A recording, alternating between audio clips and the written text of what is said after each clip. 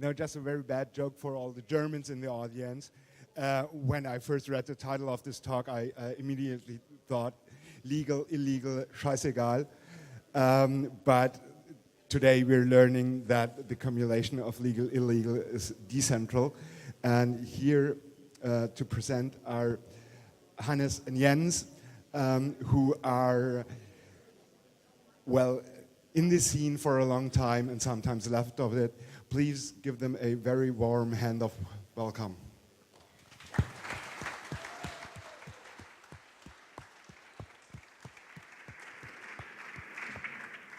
Yeah, thank you. Is this on? Yeah, it is, I guess. Is that one on? Yeah. Okay.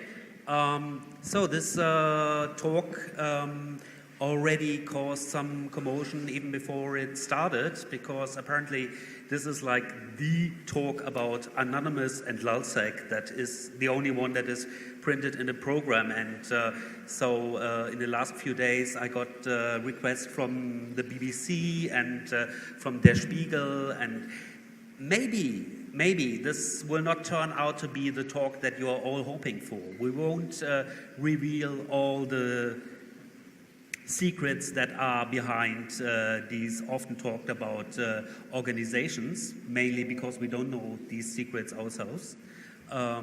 So if you're hoping for the big reveal or the answer to everything, this is probably not the right talk for you. But if you're up for some discussion about how the discourse around hacker ethics changed and maybe even has to change in the light of recent events. If there is such a thing as cyberwar and cyberterrorism, you probably come to the right place. So we called our talk Legal, Illegal, Decentral, Post-Hacker Ethics, Cyberwar, or Applied Loss of Control to Hacker Ethics, or is it just good old hacktivism? Hacktivism is actually a very loaded word, and we thought that it would be best to start off with something like history. It's always good to know your roots. So you could say that the origins of what we see today as hacktivism come from a very diverse, a very loaded history of being different, being subversive, subverting the codes that make up our society. For instance, the word communication guerrilla gets mentioned in that context very often, and especially the French art theory movement of situationism is very important to that.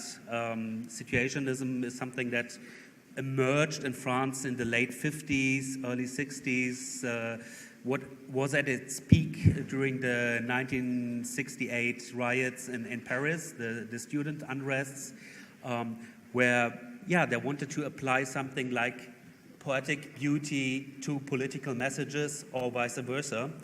A lot of it fueled what later became the punk movement. So it's a lot of creating art and making a political statement at the same time, something which is very often not seen in the same context, but the situationists thought it was important to have that. And also they declared that the final goal for an organization is for it to fail. So eventually they failed and disbanded their organization, and today there is not really anything like situationism around anymore, except in the bookshelves of some hipsters who rediscovered this theory a few years ago. There has always been something like culture jamming, ad busting, subverting codes that we see in advertising. And if you look back a few years, early 1990s, probably the first really media-aware political movement that played around with subverting codes and subverting messages were the Zapatista movement in Mexico. It started, with someone who interestingly enough, looks like a protagonist from the Anonymous movement, and we only know him by his pseudonym, Subcomandante Marcos. He wrote large theoretical texts, and in the sense of Michel Foucault, that the author is dead anyway, we really don't know much about what the author of this pamphlet is.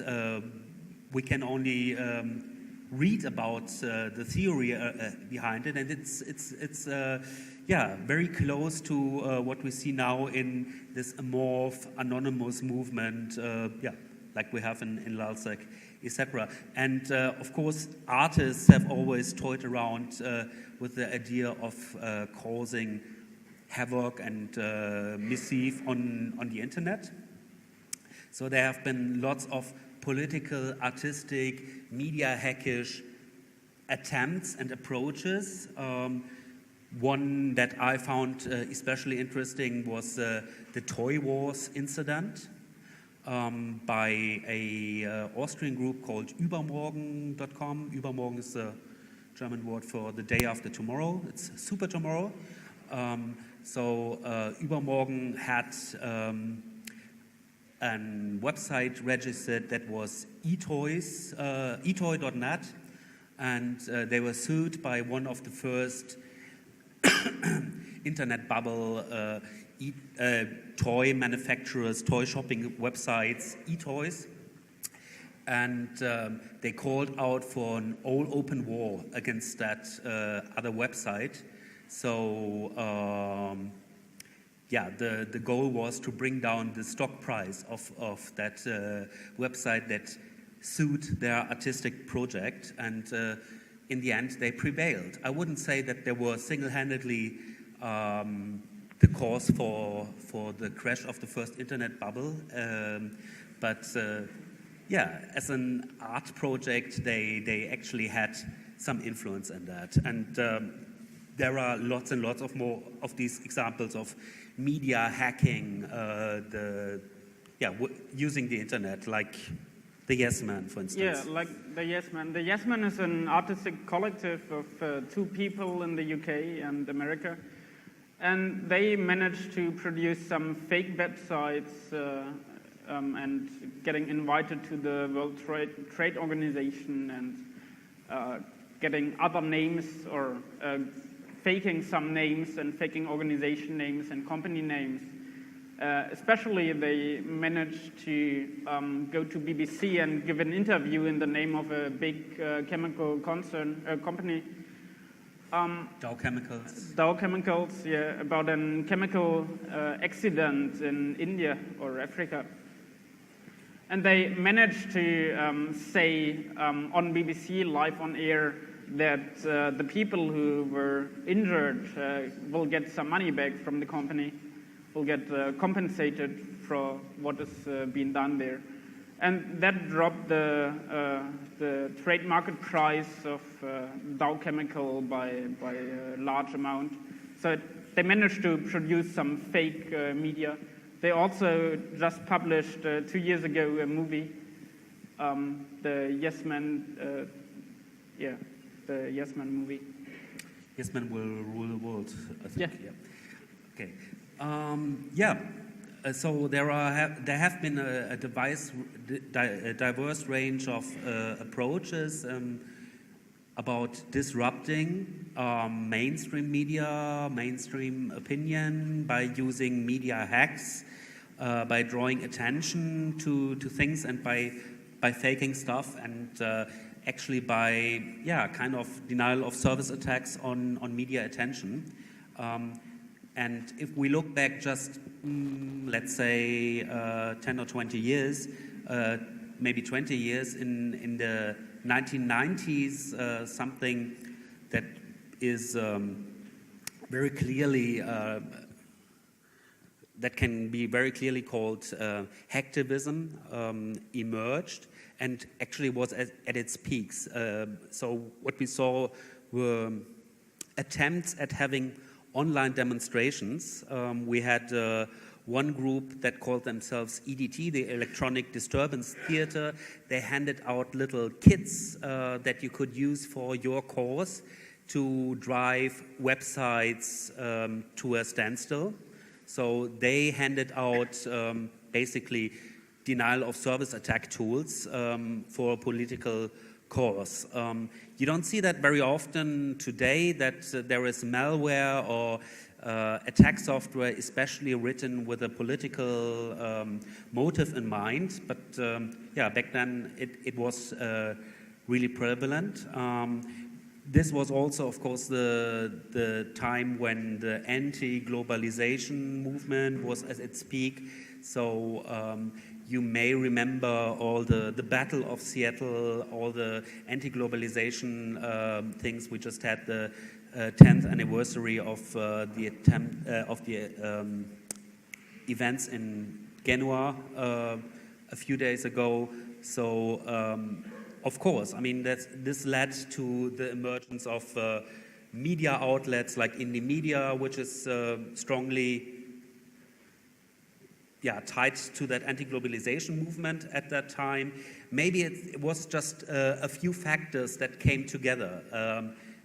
On the one hand, we had a usable internet for everyone to some extent, and on the other hand, we had a relatively strong politicized anti-globalization movement. So naturally, these two things came together, and we had something like hacktivism in the 1990s, which for some reasons that we will look into in a moment went away shortly after 2000. And one of the first examples, but that nevertheless was with us for a long time, was a German campaign called Deportation Clause.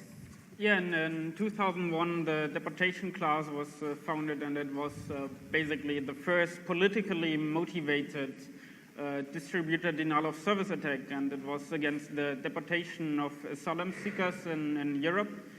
And there was a piece of software which you could download, and it would just start on a specific date when the management of the Lufthansa, a German flights company, which is doing the deportation, when they had a meeting on the 20th of June in 2001, and around 15,000 people took part in that demonstration or online demonstration. So it was a denial of service on the booking system of Lufthansa, and it was quite successful.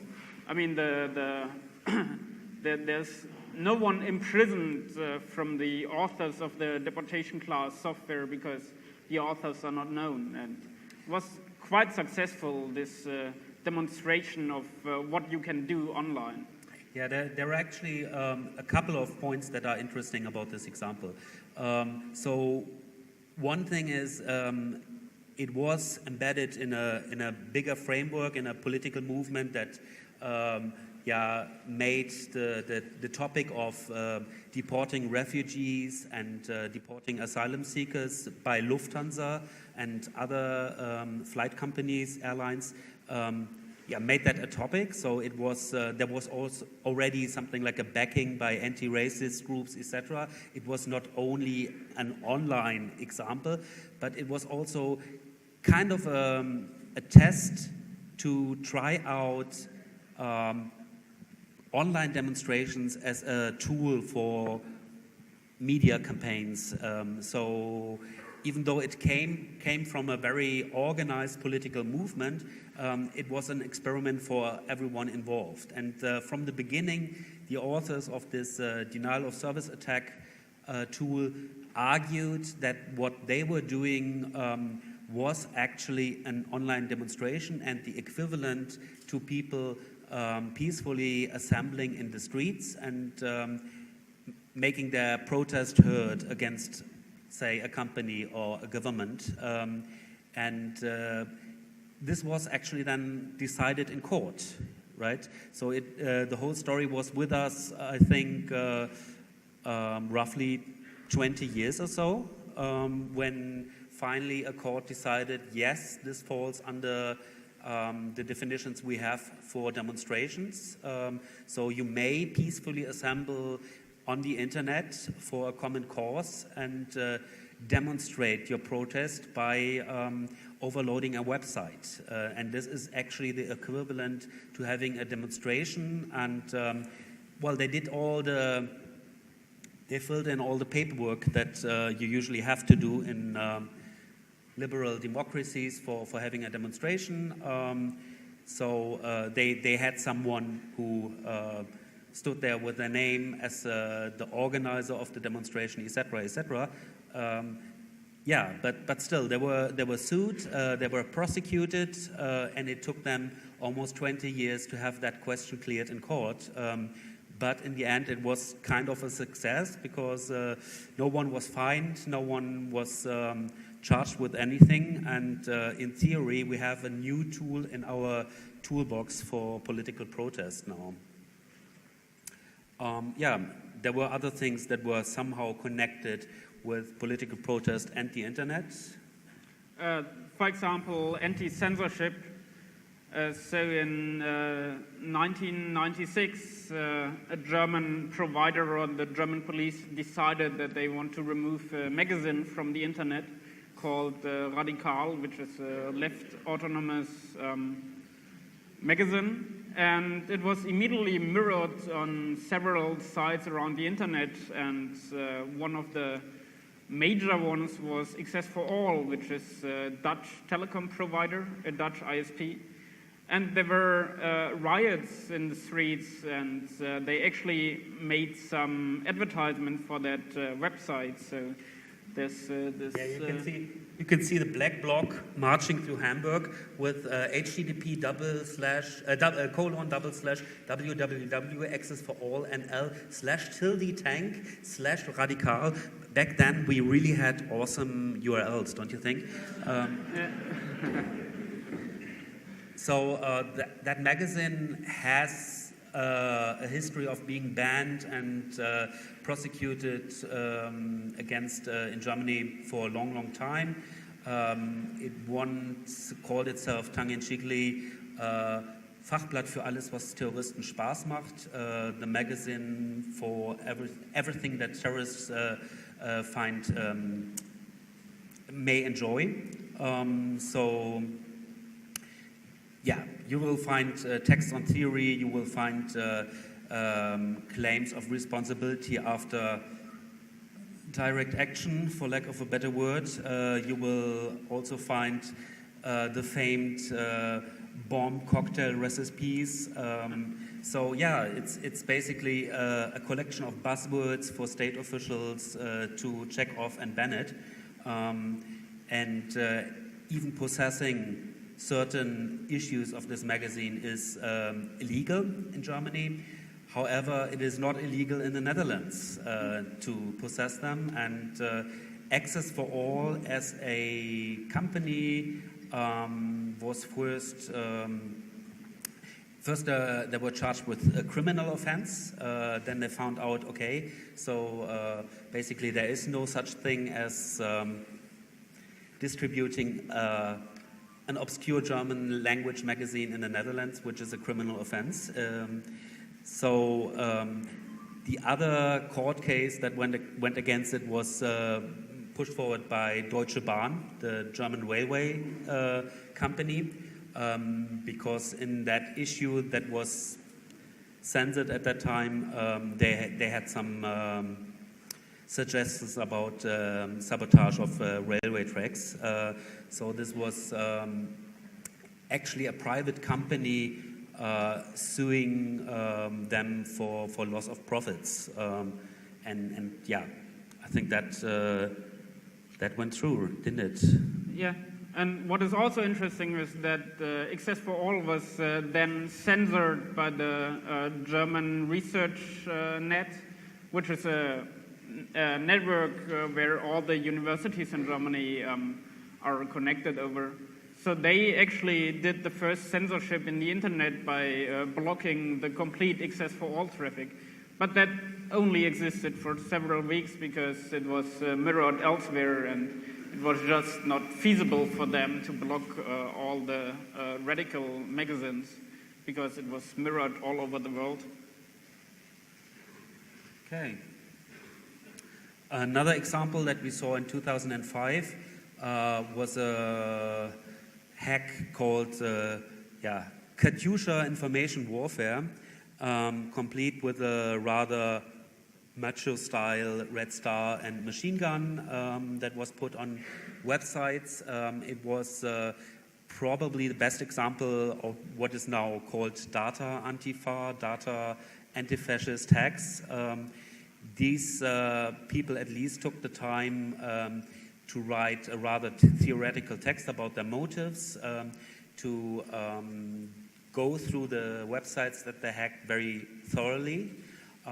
For many years, they monitored the traffic of several extreme right-wing networks, and what they actually could find out was that there is a proven link between the NPD, an extreme right-wing party in Germany which claims to be legal, and on the one hand, and that they are providing a cover for a banned terrorist fascist organization called the SSS, the Skinheads Sächsische Schweiz, which may sound like a funny name, but yeah, these are like guys that actually had lists with potential victims to execute after they would come to power. They were, when they were banned, also a large amount of weapons was found at their place. So these were the guys that are practically preparing for race war, and with the help of this semi-legal organization called the NPD, this was kind of hidden. So that was revealed, that was given to Spiegel TV, the TV outlet of a German weekly magazine.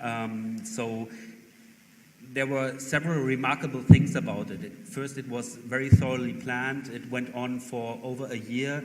They collected all the data, all the internal messages that went on in this right-wing extremist organization. Then, in the end, then they defaced the website and put on their pissing contest marks on that website, but only after collecting everything, after thoroughly looking through that, and even though they cooperated with some very, very mainstream media and got out the message that there is a direct link between NPD and terrorist organizations, they managed to stay anonymous, and to our knowledge, none of the people involved have ever seen any criminal prosecution. So this is quite different of what some other groups today, like LulzSec, Anonymous, see. It's rather carefully planned, maybe even a bit militaristic in style, but in the end, everyone was kind of safe, except for the right-wing extremists, of course. Yes. So what we don't want to talk about in here, because other people can talk about that, but it's all speculation in our opinion. That is the state-sponsored hacktivism and cyber war people are talking about, that the US is fighting against China and China against the US, and India versus Pakistan, or just recently, some years ago, the Russians were fighting against Estonia and they claim to have done some denial of service attacks on the websites. That's actually the reason why then the NATO started and found a cyber security or cyber warfare lab in Estonia. But yeah, it's all, for us it is all speculation, because we don't know the internals, and we think that no one really knows the internals about those conflicts or those attacks. Also, it's personally, it's not the kind of politics that I'm interested in. It is obviously political if one random state fights against another random state, but it's not something that I could get involved in. So, it probably exists. There are lots and lots of hints pointing to that direction, but we personally don't find that very interesting. But we find it interesting enough to put up a slide to say that we don't find it interesting. Actually, we have a problem with the whole way this discourse around cyberwar is framed. If you look at this chart, we can clearly see that the whole discourse has been changed sometime after 2011. So 2001. 2001, 9/11, 2001. So, yeah, we used to have a fair distribution of the media. Well, I think these are examples collected from mainstream press, newspapers like New York Times, etc. This is quite an old study, but still relevant today. Before 9/11, we had a diverse description of these attacks as cyber attacks, cyber crime. People were calling it viruses, vulnerability, etc. Whereas after 9/11, it almost got exclusively labeled as a cyber attack. Why we always had to live with computer security, and lots of talks at this camp deal with the thing that there is no such thing as static computer security. The whole discourse that frames it changed a lot after 2001, and this may also be the reason why the hacktivism that was at a peak during the 1990s slowly faded away and is only now coming back in a very different form. Because basically it's all terrorism after 9/11.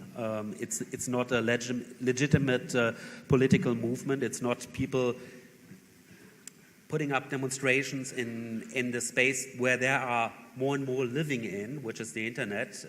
It's all terrorism. So let's have a look at the situation today. And that is, on the one side, we have the hacktivists, which are, nowadays, or the recent stuff they are doing, or the recent groups are Anonymous, which was primarily against Scientology and then switched to be against the prosecution of WikiLeaks, or attacked Visa and MasterCard, for example, with denial of service attacks because they were banning WikiLeaks sponsors. Then we have more hacktivist groups which are more active and don't really do denial of service, but more security. So they go and hack some computers and publish private material or trade secrets, so-called trade secrets. Also from governments and government organizations. Another example is the No Name Crew, which has been active in Germany for the last month. LALSEC has only been active for this year for some days. And then still we have the Data Antifa, which is showing up every now and then. They don't get that many media coverage, but they're hacking Nazi fascist websites all the time and publish them and publish details about fascists. On the other hand, we have the lobbying organizations, so those organizations which are in the system and do lobbyism to convince politicians to take over their point of view. There's on the one side the Chaos Computer Club in Germany. Then we have Telecomics, which is more on a European level, and they are mainly based in Sweden, I think, and they're doing great stuff as well. Then we have EFF in the US, La Quadrature du Net, which is also a European-based organization doing lobbyism in Brussels. And then Digitale Gesellschaft, which is a newly found organization also doing lobbyism in Germany. Both columns of the slide are I mean, it's really hard. You may notice that we put the both words in quotation marks because it's not fair to say.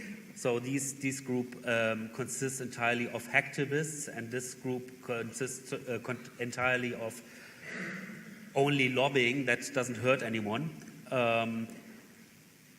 Sometimes there's gray area stuff, and yeah, we may not have found the right word for it, and we are open for discussions on how to draw the distinction here. But I think one thing that is really different from the situation in the 1990s is that we do have now established go-to organizations that are visible in the open on the one hand, and that we have clandestine direct action organization no one really knows much about. I was asked by the BBC whether I could provide them with an interview partner from Anonymous or LulzSec, and no. It's really not the way it works. I mean, CCC will be happy to provide someone to speak to the BBC and make their point clear, because that's the way it works. So please, media, choose the people to talk to. But there are things that are new. I already mentioned them. If we look at this direct action-oriented hacktivist groups, they're all loosely organized, if at all. We call it hive-minded, so there is one amorph group of people really acting out of consensus. Someone says, these assholes cut off the WikiLeaks funding. We should totally punish them. So out of the hive mind comes the idea of having denial of service attack on MasterCard or Visa, etc.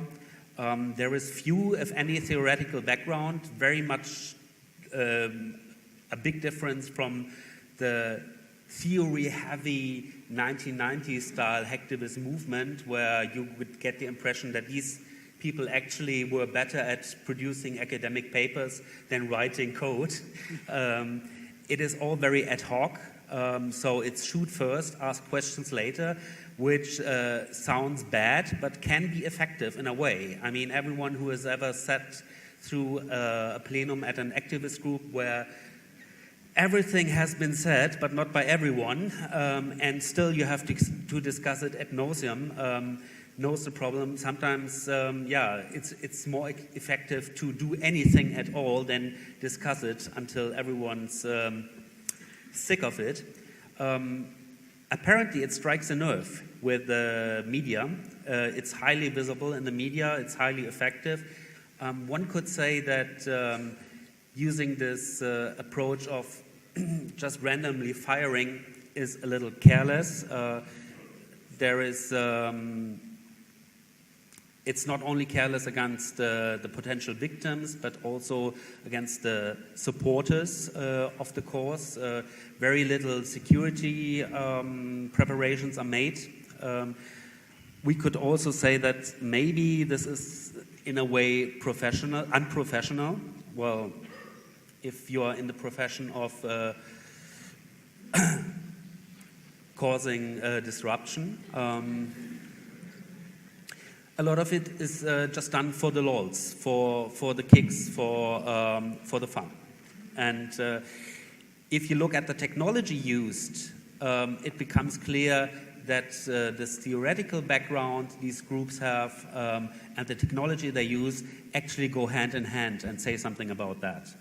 Yeah, one example is the low-orbit ion cannon, which was published in order to do some distributed denial of service attacks, mainly. That's just a simple interface. Everyone can download and can participate in that group and start attacking some hosts. So it was published and used by a lot of people. Some are actually now prosecuted because the low-orbit ion cannon doesn't provide you with anonymity. And that was somehow a bad thing, because some activists or some people who wanted to be active, they discovered the low-orbit ion cannon and thought it would be anonymous and they wouldn't be able to track them down. But actually some researchers found out that you can easily, especially with the data orientation in Europe, you can easily track down the people who use the low-orbit ion cannon because of some coding mistakes and some fingerprints that they provided. And, well, it's best used if you use some anonymity provider proxy like Tor or I2P before you fire the low-orbit ion cannon, because otherwise you can get traced, and there are people currently prosecuted in Turkey, Spain, and several other countries just because they have used the low-orbit ion cannon. So basically, if you see that as an online demonstration, it has the equivalent of every person going to the demonstration handing in their passport at a central place and leaving it for whoever would be interested in prosecuting that demonstration afterwards.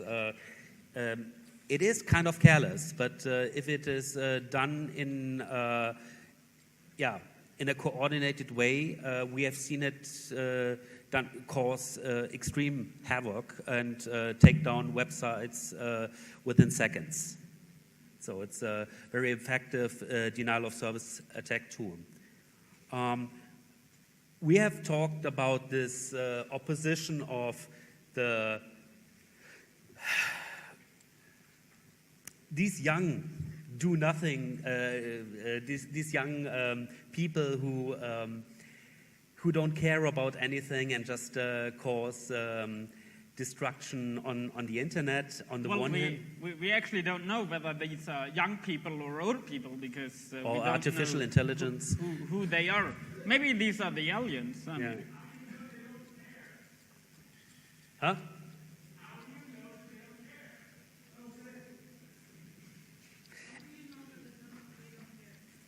They don't care? Just one thing, if you have interjections, questions, whatever.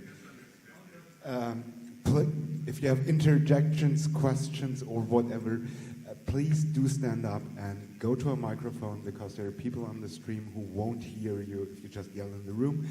And there are also a lot of people in this room who won't hear you. There's a microphone, and I'm sitting up front. I have a microphone, so just get up. But please, let's discuss this stuff afterwards. Yeah, I would really prefer to have something like Q&A afterwards. Yeah. Until then, you have to suffer our thoughts first. This distinction between these groups, on the one hand, the young punks, and on the other hand, the established grandfathers and grandmothers of internet activism like the CCC, isn't always that clear. So even the CCC in their time has toyed with the idea of distributed denial of service attacks to make a political statement. We have to go back quite some time to 1995 when the French government actually decided to restore the tests of the nuclear tests that they do in the Mururoa atoll. Yes. So at that time, we really didn't have something like an internet infrastructure that could be brought down. So it was a lot about the telephone system, a talk of that. And yeah, the CCC at that time, or one of the spokesperson, issued a call to arms to bring down the telephone infrastructure in France. They said that we should make their ears ring, their fax machines burn out, the telephone system collects, and their internet lines glow. Use all possible means of no-cost communication and intelligent handling of technology to avoid excessive financial transaction between you and your local telephone mafia. It was really the tone that you would expect to find in some pamphlet of Lalsec, Anonymous, etc. today, but we have come a long way. Nowadays, the CCC would strongly object to a message like that, even though it was official, kind of official back then. The CCC has taken a very different path and is now actually registered as experts who consult the highest court we have in Germany, the Court of Constitution. Yeah, for example, in 2009, members of the Case Computer Club were asked to give some opinion for the data retention law in Germany, and they were asked by the highest court in Germany. The same has happened for voting machines and voting computer security. And that's what the Case Computer Club stands up for nowadays. So mainly it is a lobbyist organization which does a lot of interviews, a lot of press coverage. They are the experts to be asked about computers in Germany. Yeah, changing the system from the inside, basically. And if we compare the real world to if we try to compare the real world to the internet, we have in the real world as well as in the internet some lobbyism, which can be done also on the internet. Then in the real world we have demonstrations and strikes every now and then. And a similar thing would be the online petitions we have every now and then. So you can actually sign, or you can use your name to sign some online petition, and maybe it will make other people aware of that petition and of that specific opinion you want to present. And it's all within a very established legal framework. So yeah, there are rules of how to do proper protest, offline and online. There are rules for demonstrations and strikes, and there are rules for online petition. But if you go one step further, the rules of what is legal and illegal seem to get more gray area. Yeah, for example, in the real world, we have sit-ins and civil disobedience, like blockading deportations like we have it before. So there are actually people sitting in front of the airport and try to prevent the deportation from happening. In the internet, we have seen the deportation class thing, which is a distributed denial of service attack, and that's similar. At least at those days, it was similar. So what you actually try to do is to get a system down, but you don't do any permanent damage. So you don't destroy the system, but you just delay it a bit. Yeah, in the real world, we also have the black bloc and the people who throw stones to get rid of their protest or of their anger and fear. And in the internet, we have the political hacking, like it has been done in the Data Antifa, as well as the Lalsec movement. So they actually open systems and get into systems and then publish details about the internals. So we were talking about how this discourse is framed and what effects that has on the way we do politics on the internet. And one very clear effect that it has is when you look at prosecution. Yeah, the prosecution of sit-ins in the real world it's just a regulatory offense. So most of the time you don't get fined at all. Sometimes you have to give away your identity to the police, and that's actually all what's done with that.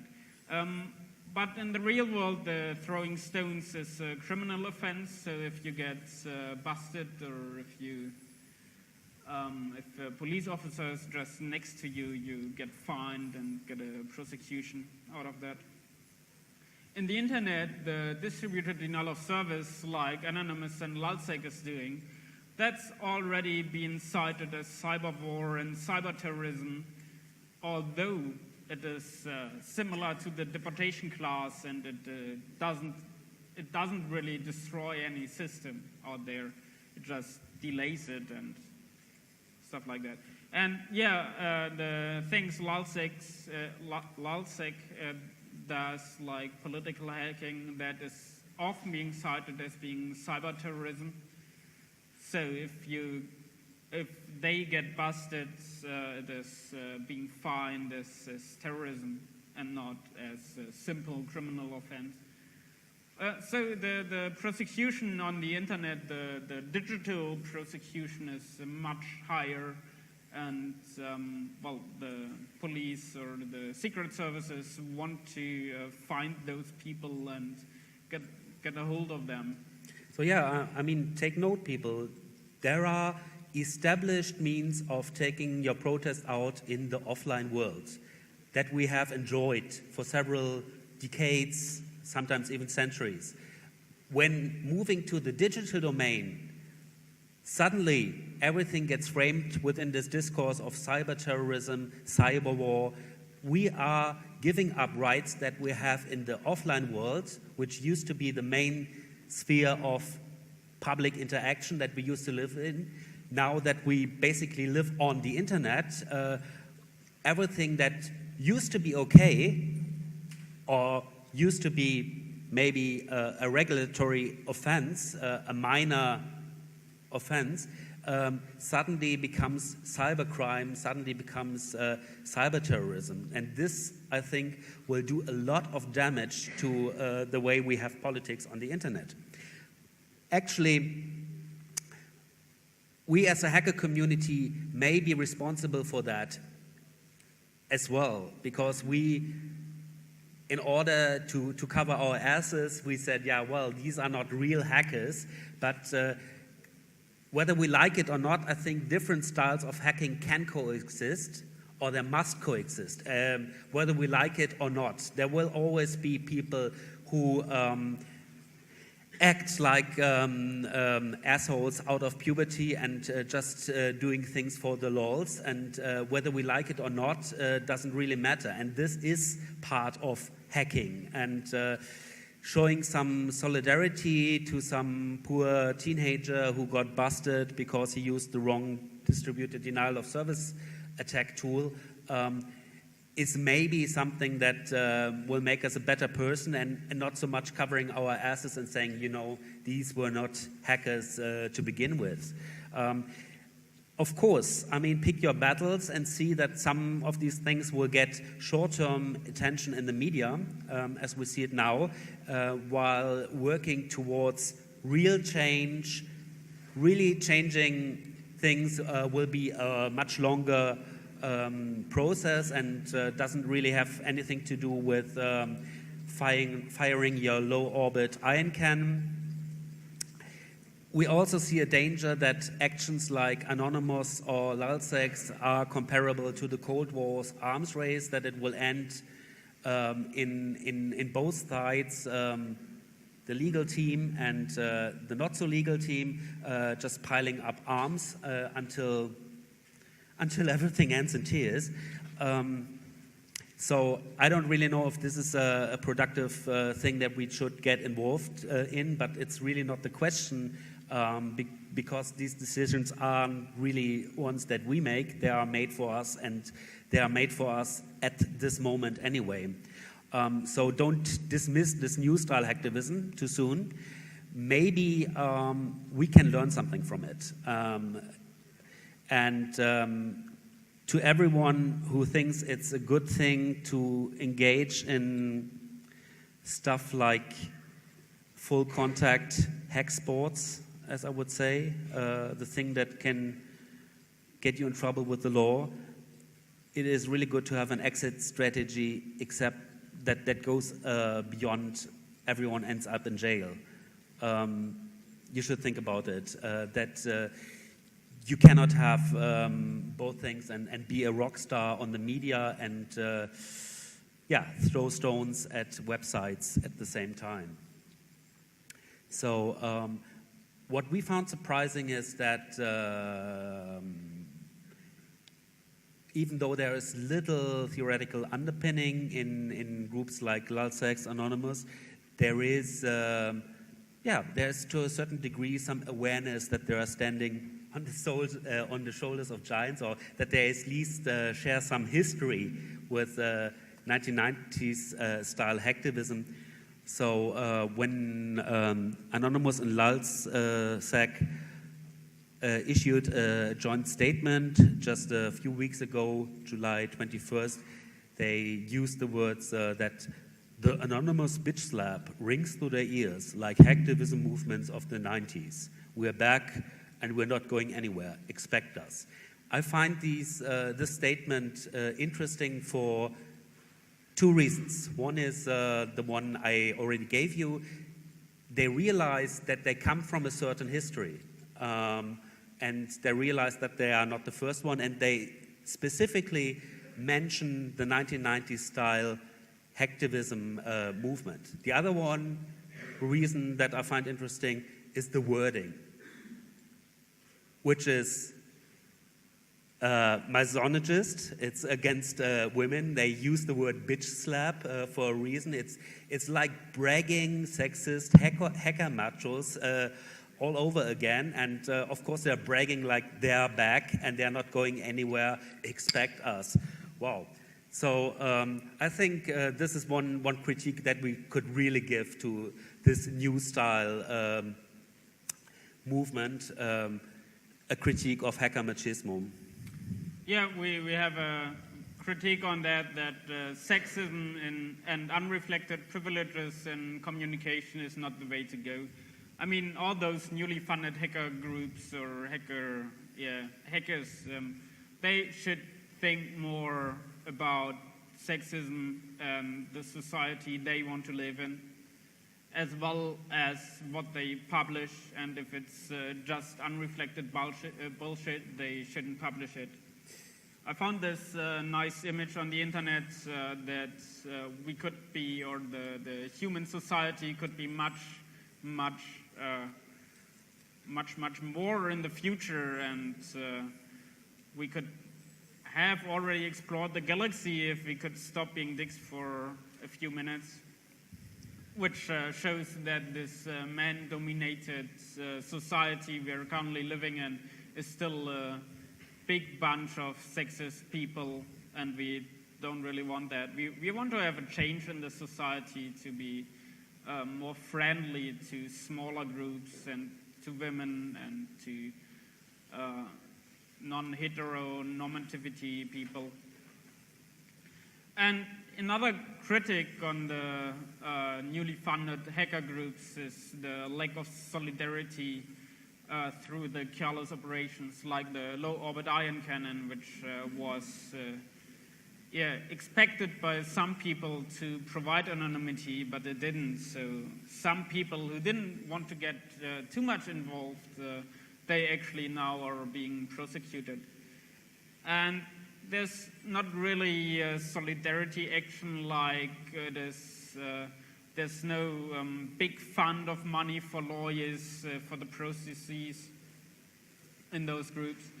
And those lawyer groups, for example, in the left-wing scene, has been established several years ago. It's called in German the Rote Hilfe, the Red Help, which is a small group of people who collect money and provide lawyers for demonstrations and all that kind of stuff. Maybe we need something for computer people as well, the green on black help, something. Anyway, we're coming to the end of our presentation, and we will have time for a short Q&A round, but let us allow to have some closing remarks. We think that whether we like it or not, there is a need for proactive hacking, and some of it will be called illegal, some of it will be called legal. This is just a discussion that we need to have anyway. We think that it's legitimate and necessary to have political protest, and we should bring that political protest out of the cyber terrorism discourse. That is one of the top goals we should get engaged in right now. No matter on what side you are in this anonymous LulzSec scenario, this discussion needs to be had. Yeah.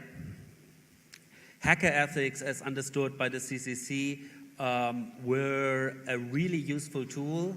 We had a set of rules like use public data and protect private data, don't disturb other people's private data, etc. Apparently, with the younger groups that don't feel that groups like the CCC speaks for them anymore, it may lose its influential power as a regulative narrative. So we have to think about how to deal with that. Again, we also have to think about that currently a lot of conflicts gets depoliticized by claiming everything to be a discourse of experts, and normal people don't understand that, but we are experts, so trust us and we provide you with a statement. But what we should do instead is trying to explain that to the people, and don't claim to be experts, but explain it to the people and stay political. Because all those experts are then not political anymore, but these are experts, domain experts. They are unpolitical, and that's just the voice of the off. But what we need instead is a political movement against all that. Thank you very much.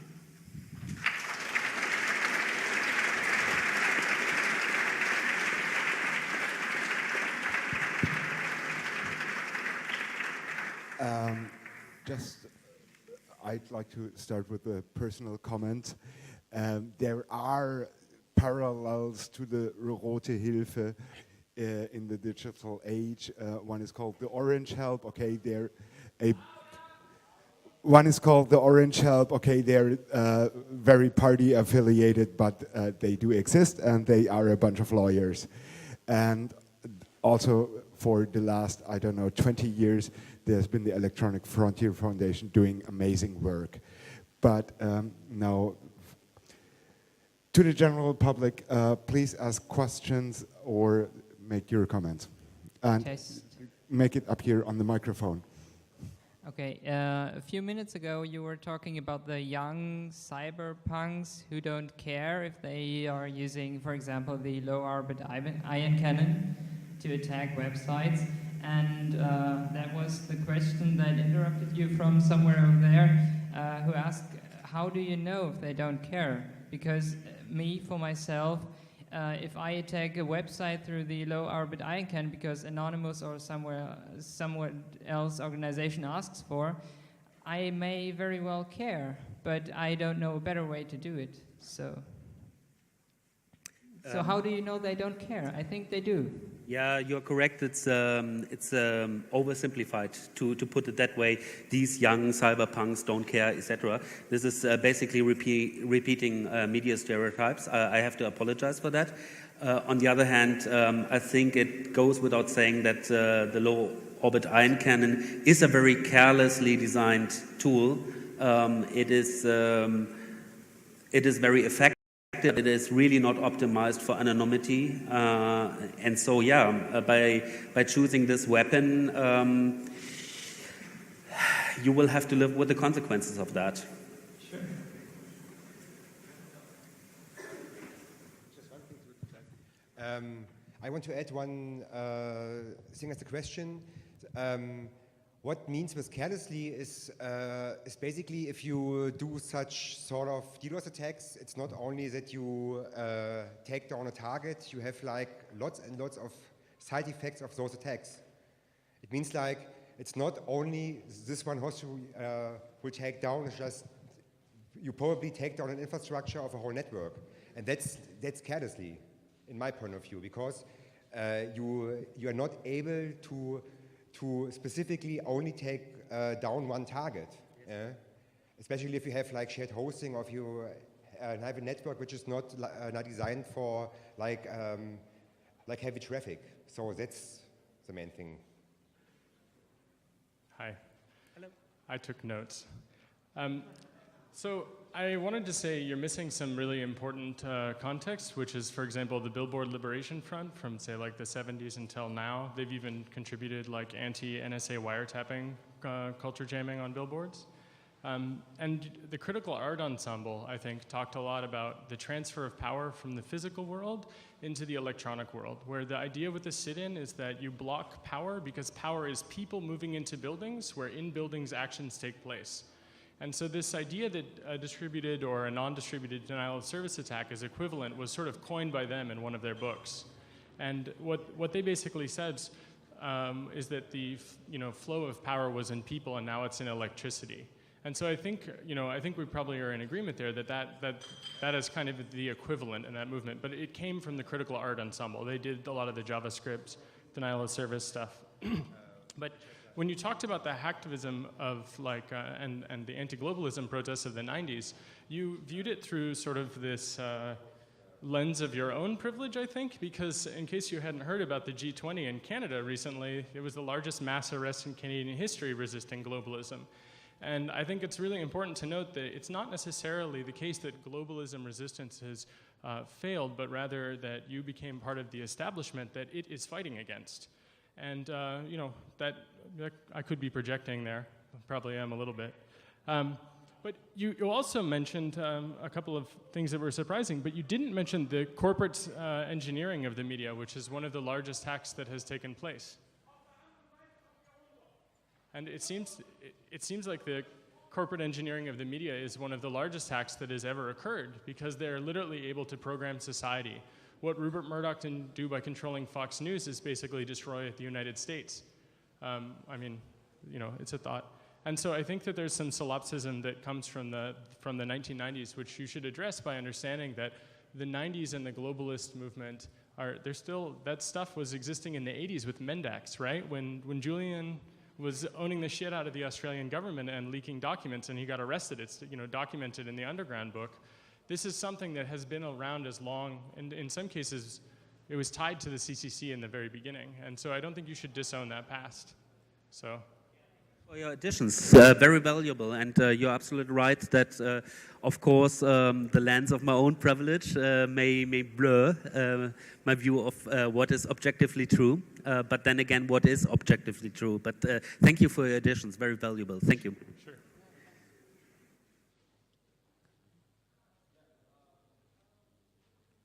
Himself Arama from Heidelberg has a question.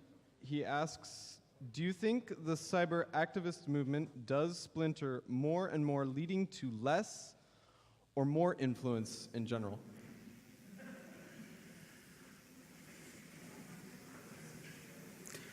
Predictions are hard because they deal with the future. Yeah. So we don't know. One thing I know for sure is that the internet as a sphere of public interchange will not go away. It will become more relevant. So protest that is based on the internet will become more relevant. Good. And one more from the IRC channel, from Bonaviscalia, who's in Germany, vaguely, would like to ask whether you have suggestions on how to describe to non-geek environments why hacktivism, in the form it appears in the general media, is a great idea.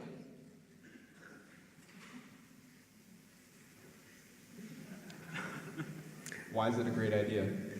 Protest is a great idea. Making your voice heard is a great idea if you want to change something politically. This is just, for me, it's just a continuation of what you already do in the offline world. So, more power to them. Yeah. Good answer. Dankeschön. Hello. You said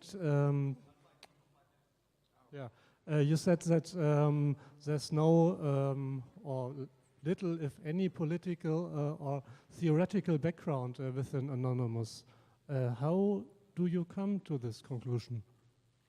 Well, they don't have published any manifests or something like that, which earlier groups have done. Oh, wow. But they they agree on some consensus for every action they have. So the manifest, so to say, or the thesis they have, or the statements they want to make, they change over time, which is a good thing, because I mean you have to reevaluate and think about your own opinion every now and then.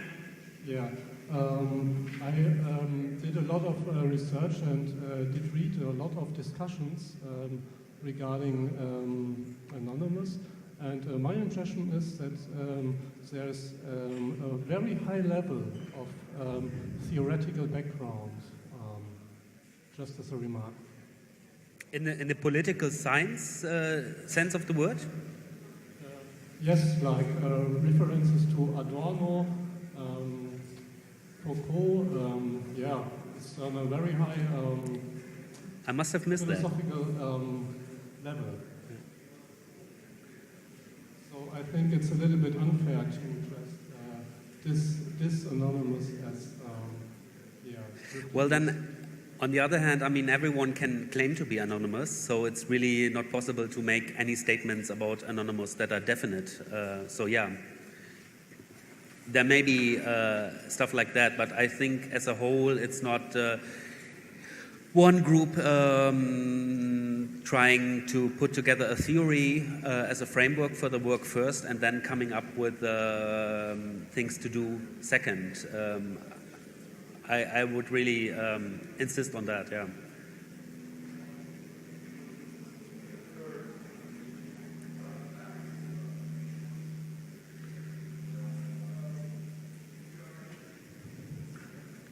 Do we have time for...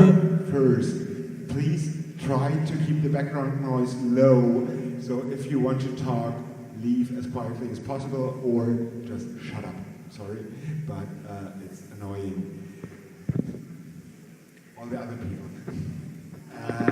Secondly, since we are running out of time, or to keep it somewhat viewable how much more time we need, everybody who wants to ask a question, please stand up now, otherwise he will be the last questioner.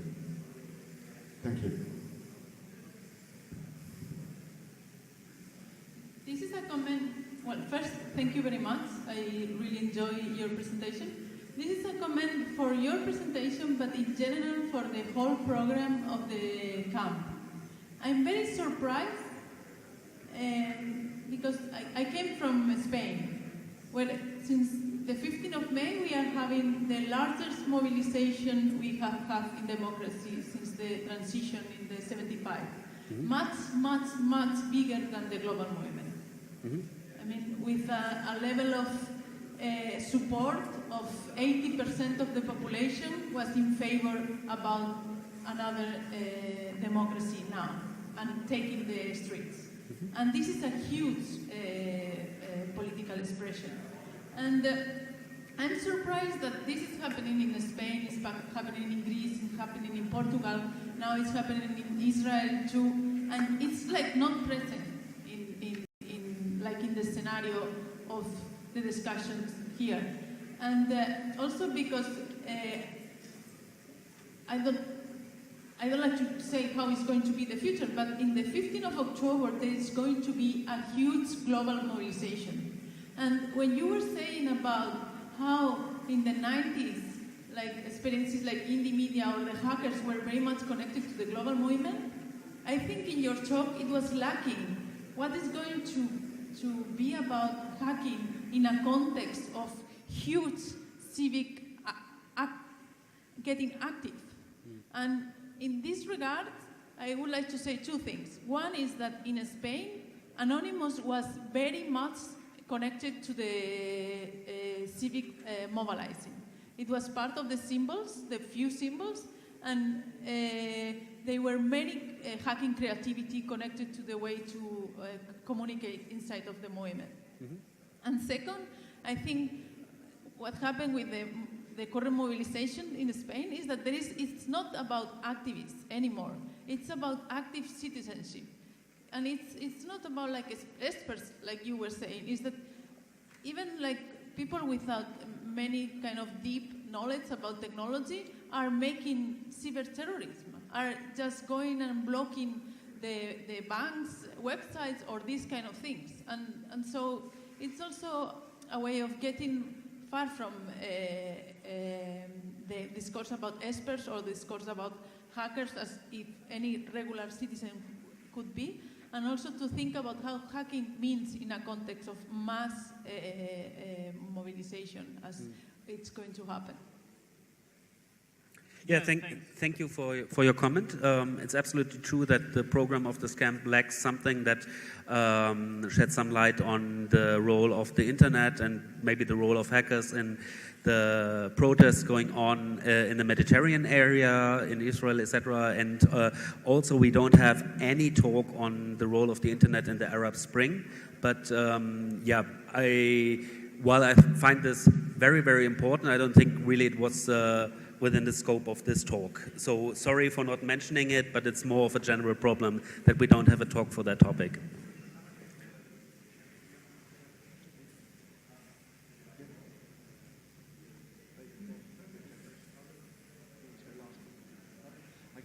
Hi. I think actually I wanted to kind of reiterate some of the sentiments of the last woman who just made a comment.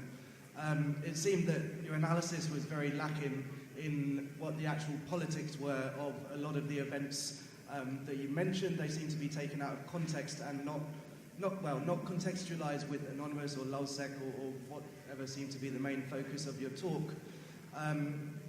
But there is, I think there is a huge political groundswell amongst people, amongst citizens, and there is a huge use of the internet.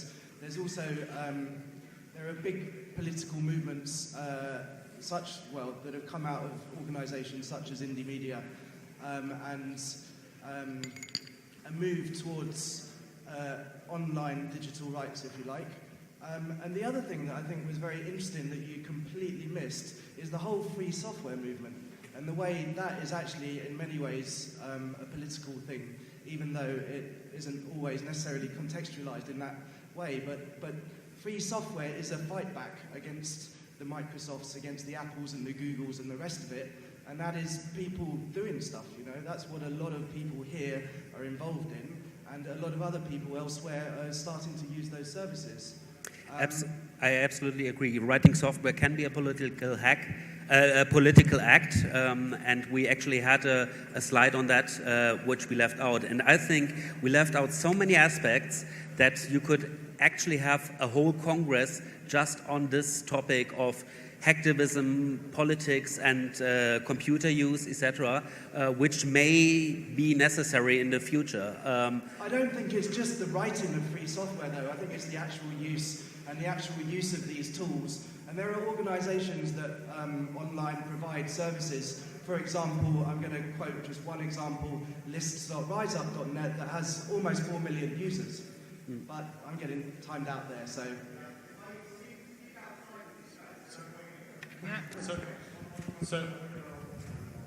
So I guess I had two points in response. I agree with that guy entirely, right? But also the tool adoption, lack of analysis comment that you made, I think that it's important to note you don't have to read Michel Foucault to have lived, because our lives provide the analysis. When someone fires a tool, you actually know that they have done some kind of political analysis because they're stating an intention by sending packets on the wire.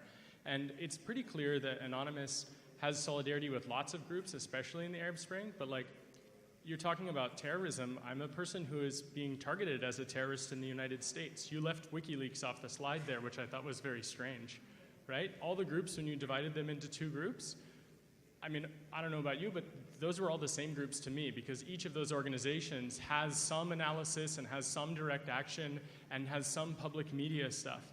And to say that we are sort of giving up our rights on the internet, it's not that. Thoreau had a struggle too, right? All of the people that practice civil disobedience in the real world had to make that a thing that we could take for granted. And we have to fight those battles too, and in fact, that's what's happening. And so when the bourgeoisie comes in and says, oh, that's not professional hacking, well, fuck them, basically. I mean, we're making a difference, and free software is a part of that, and it's really important, I think, to support people that are making these things, because they are making a challenge at great risk in some cases.